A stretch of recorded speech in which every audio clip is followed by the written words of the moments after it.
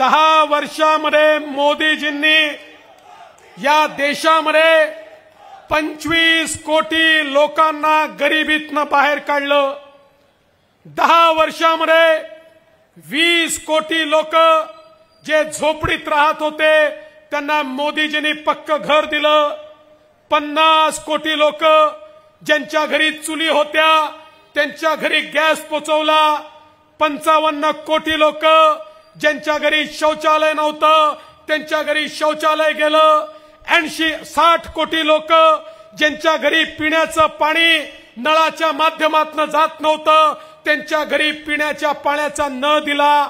80 कोटी लोक ज्यांना 2020 सालापासून 2 वेळेचं अन्न 2 वेळेचं राशन हे मोदीजी मोफत देतात आणि पुढचे 5 वर्ष देणार आहेत।